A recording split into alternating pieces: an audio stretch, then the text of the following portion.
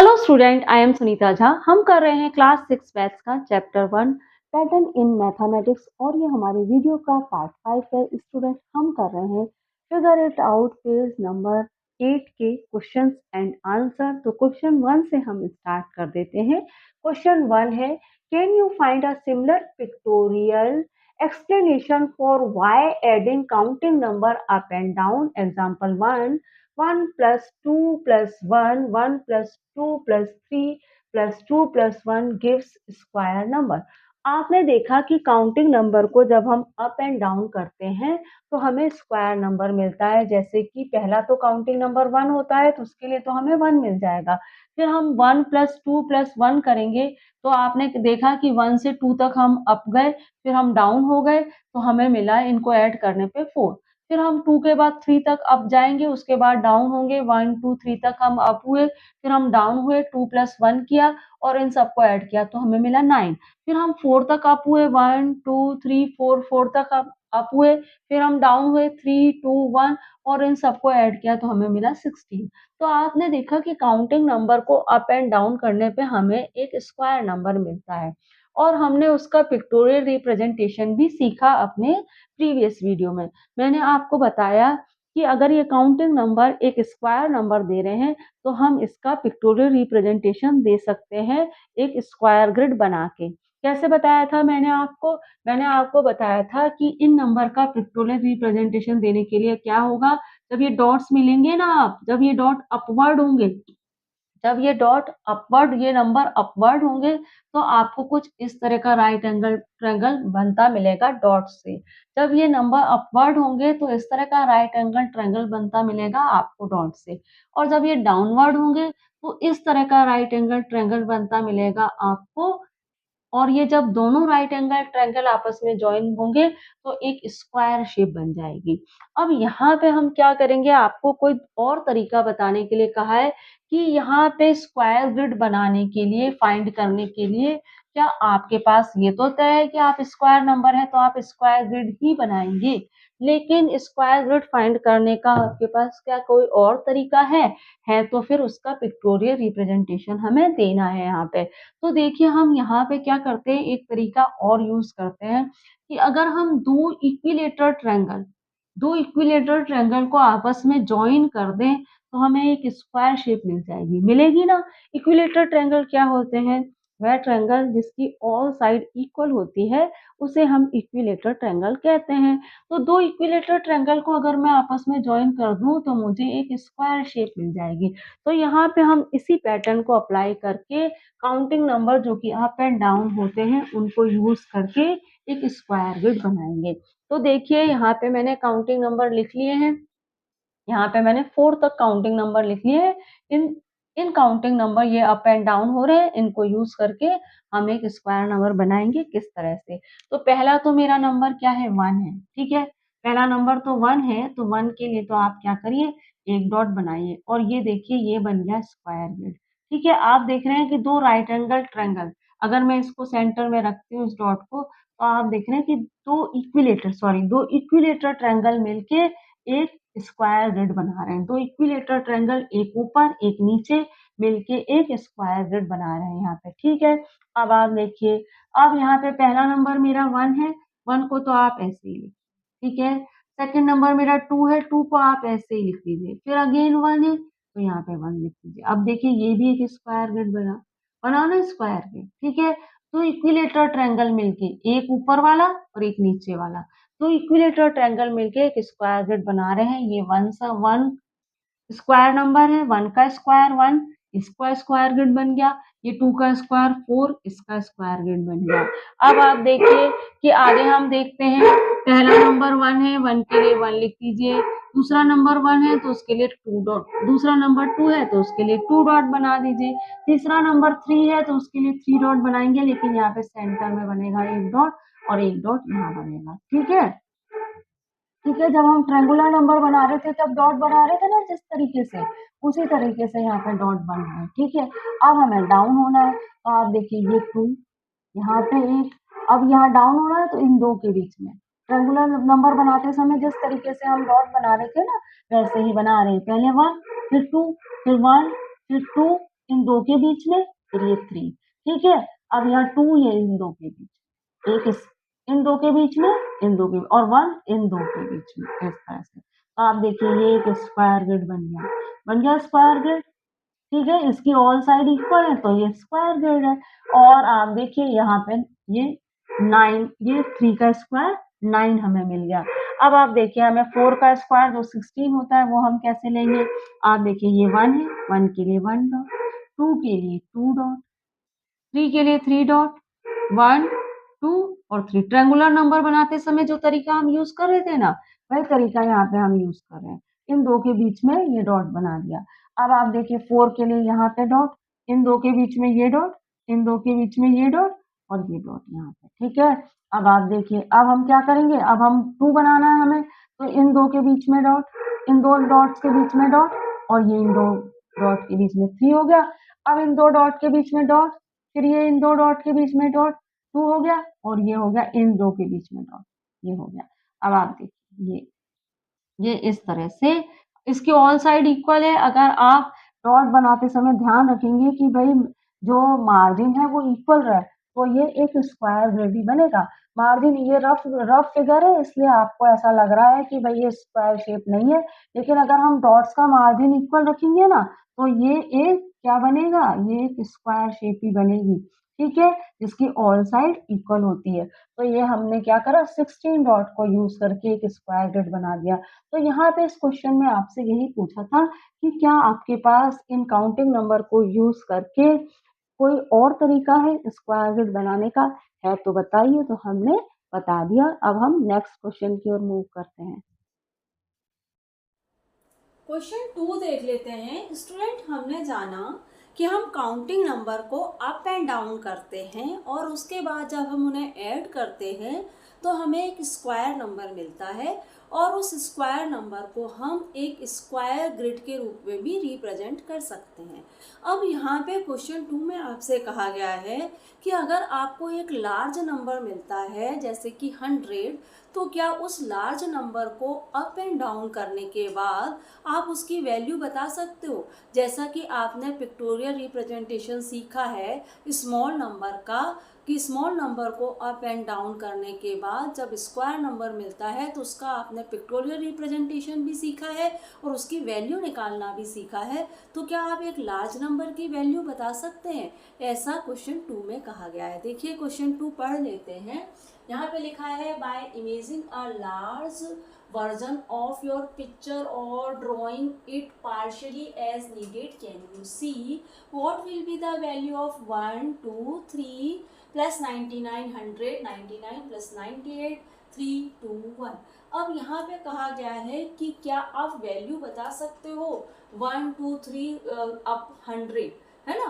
Counting number up हो रहे हैं 100 तक और उसके बाद डाउन हो रहे हैं 99 98 3 2 1 तक, ये डाउन हो रहे हैं। तो क्या आप 100 तक अप और डाउन होने वाले काउंटिंग नंबर की वैल्यू बता सकते हो। अब तक आपने जो पिक्टोरियल रिप्रेजेंटेशन सीखा है तो उसको ध्यान में रखते हुए इस लार्ज नंबर की तो बिल्कुल हम बता सकते हैं। देखिए सॉल्यूशन में मैंने क्या लिखा है भाई, मैंने आपको कैसे सिखाया था लार्ज नंबर की हम वैल्यू फाइंड करना मैंने आपको सिखाया था। और यहाँ पे आप एक बार और समझ लीजिए कि किस तरह से। देखिए 1 है तो 1 का स्क्वायर तो 1 ही होगा, तो यहाँ पे हमने 1 लिख दिया।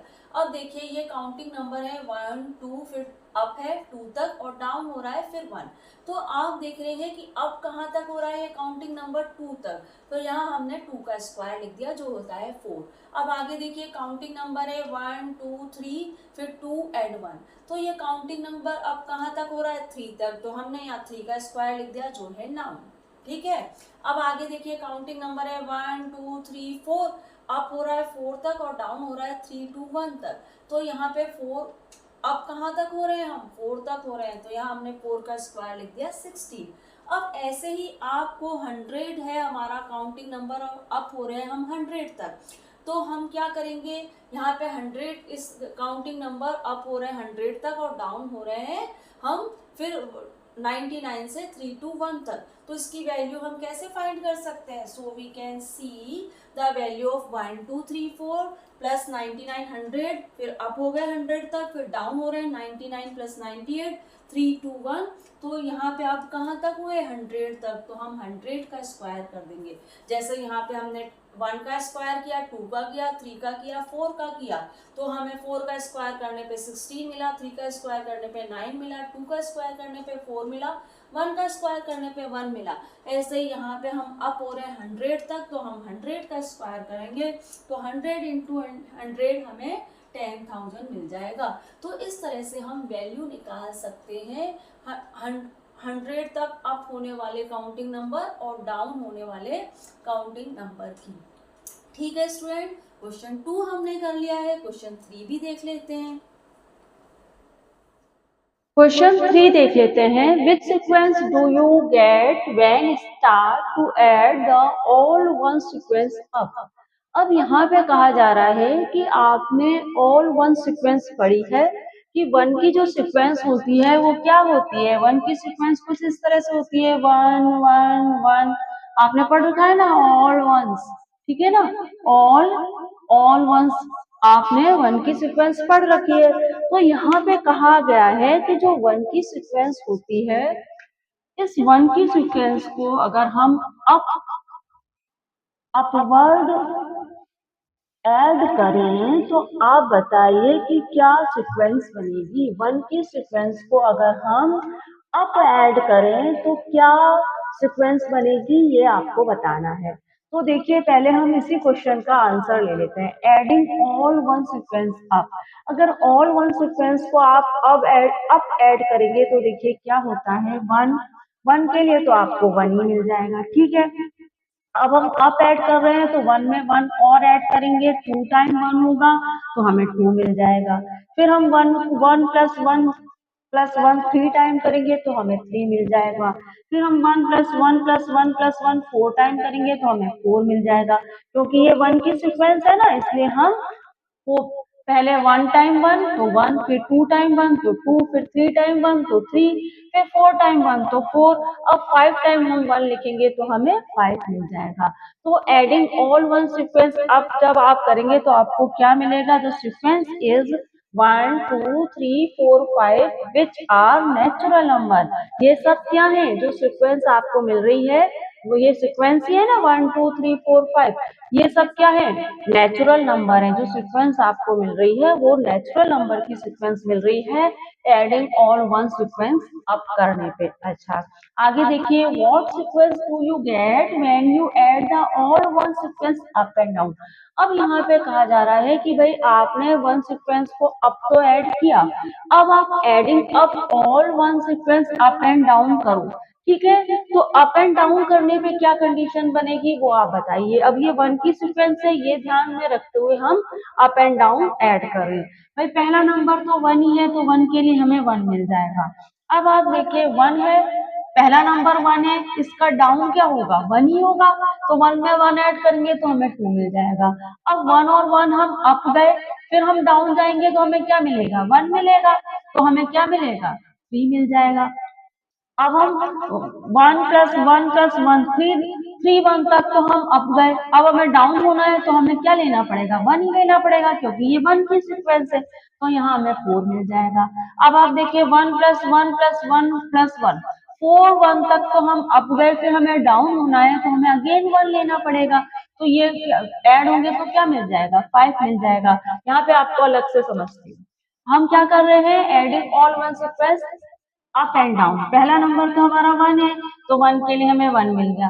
अब वन में वन पहला नंबर वन है, अब मुझे डाउन होना है तो मुझे वन ही तो लेना पड़ेगा, तो ये टू हो जाएगा। अब मेरे पास टू वन है अप, अब मुझे डाउन होना है तो मुझे फिर वन लेना पड़ेगा, तो ये हो जाएगा थ्री। अब मेरे पास थ्री टाइम वन है अप, अब मुझे डाउन होना है तो मुझे अगेन वन लेना पड़ेगा, तो ये हो जाएगा फोर।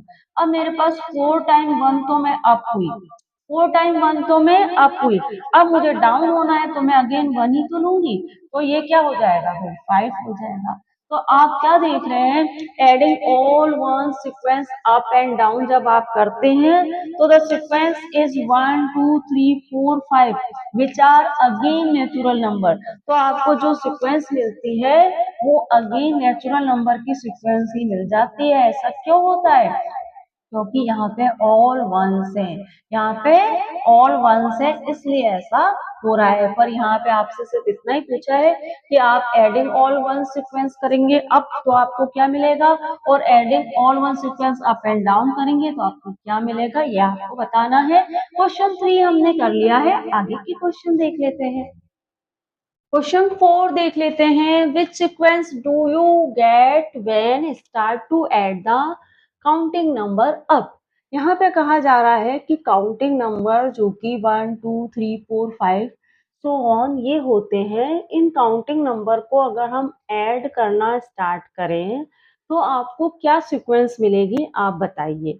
तो देखिए भाई, हम करके देख लेते हैं। When we start to add the counting number up sequence are, हमें क्या सीक्वेंस मिलेगी, 1 है तो 1 के लिए तो हमें 1 ही मिल जाएगा। अब 1 प्लस 2 जो काउंटिंग नंबर है इसको मैं ऐड करूंगी तो मुझे 3 मिलेगा। फिर 1 प्लस 2 प्लस 3 ये काउंटिंग नंबर है, इनको ऐड करूंगी तो मुझे 6 मिलेगा। ठीक है, फिर 1 प्लस 2 प्लस 3 प्लस 4 ऐसे ही होता है काउंटिंग नंबर, 1 के बाद 2 2 के बाद 3 3 के बाद 4। तो 1 प्लस 2 प्लस 3 प्लस 4 ऐड करूंगी तो मुझे 10 मिलेगा। फिर 1 plus 2 plus 3 plus 4 plus 5 add करूंगी तो मुझे 15 मिलेगा। ठीक है, तो काउंटिंग नंबर हमने जब आपस में ऐड करे तो हमें 1 3 6 10 15 ये नंबर मिले। अब ये नंबर क्या है, दीज आर ट्रायंगुलर नंबर। हम हमारे प्रीवियस वीडियो में समझ चुके हैं कि ये ट्रायंगुलर नंबर है टेबल 1 में। ठीक है, तो ये ट्रायंगुलर नंबर है। आगे देखिए क्या कहा गया है। तो फर्स्ट क्वेश्चन का आंसर तो हमने यहाँ पे दे दिया है कि जब हम काउंटिंग नंबर को ऐड करते हैं तो जो सीक्वेंस बनती है तो वो हमें ट्रायंगुलर नंबर की सीक्वेंस मिलती है। ठीक है, अब आगे देखिए, can you give a smaller pictorial explanation. अब ये जो सीक्वेंस बनी है आपके ट्रायंगुलर नंबर की, जो कि क्या है, ट्रायंगुलर नंबर क्या है, 1 है, 3 है, 6 है, 10 है और 15 है। तो ये जो ट्रायंगुलर नंबर की सीक्वेंस बनी है, क्या इनका आप पिक्टोरियल रिप्रेजेंटेशन दे सकते हैं? तो बिल्कुल दे सकते हैं, हम पहले भी सीख चुके हैं अपने प्रीवियस वीडियो में। यहाँ पे आंसर में भी दे देते हैं फटाफट। देखिए, तो पहला नंबर तो 1 है, तो 1 के लिए आप 1 डॉट बना लीजिए। ठीक है, अच्छा थोड़ा इधर से करें ताकि हमारे पूरी पिक्चर अच्छे से आ जाए। यहाँ से स्टार्ट करते हैं। पहला नंबर 1 है तो 1 के लिए 1 डॉट बना लेते हैं। ठीक है, दूसरा नंबर हमारा 3 है। ठीक है, तो यहाँ पे 3 के लिए आप ऐसे बस 1 2 3 डॉट बना दें। हो गया ट्रायंगुलर रिप्रेजेंटेशन। आगे देखिए, अगला नंबर हमारा 6 है। तो भाई देखिए, ये 1, ये 2, 3 हो गए ये, और ये 4, ये 5 और ये 6 सिखा चुकी हूँ आपको। इस तरह से हम ट्रायंगल शेप बनाते हैं। देखिए, ये 2 है, इसके बीच में ये वाला नंबर और ये ट्रायंगल शेप बन रही है इस तरह से। पहले भी बता चुकी हूँ आपको कई बार। अब अगला नंबर हमारा 10 है, तो 10 का देखो ट्रायंगुलर शेप कैसे लेंगे हम। 1, ये 1, ये 2, ठीक है, ये 3, ये 3 हो गया, 6 हो गए ये, है ना? क्योंकि ये पहला 1 फिर 3 फिर 6। अब देखिए, अब हमें यहाँ पे 10 मिल जाएगा। 6 7, ये 8, ये 8 और ये आपका 9 है ना यहाँ पे, और ये 10। ठीक है, तो इस तरह से हमें 10 मिल गया। अब आप देखिए 15 है, 15 के लिए किस तरह से बनाएंगे हम। पहले 1 फिर 2, ठीक है, फिर 3, इस तरह से इन दो के बीच में एक डॉट। ठीक है, आप यहाँ देखिए, ये 6 हो गए, ये 7, ये 8, इन दो के बीच में डॉट, ये 9, ये 10। अब अगली रो में हमारे 15 हो जाएंगे। अब ये देखिए, ये 11, इन दो के बीच में ये 12, इन दो के बीच में ये 13, ये 14 और ये 15। तो देखा आपने कि काउंटिंग नंबर को ऐड करने से हमें ट्रायंगुलर नंबर मिले और उनका पिक्टोरियल एक्सप्लेनेशन भी हमने दे दिया। अब स्टूडेंट यहाँ पे इस वीडियो में हमने फिगर इट आउट, जो कि आपकी बुक के पेज नंबर 8 से हैं, उसके क्वेश्चन 1, 2, 3, 4 कर लिए हैं। अब हम हमारे नेक्स्ट वीडियो में क्वेश्चन 5, 6, 7, 8, 9 करेंगे। तो मिलते हैं हमारे नेक्स्ट वीडियो में। चैनल को लाइक, शेयर, सब्सक्राइब करना मत भूलिएगा। Thank you for watching student.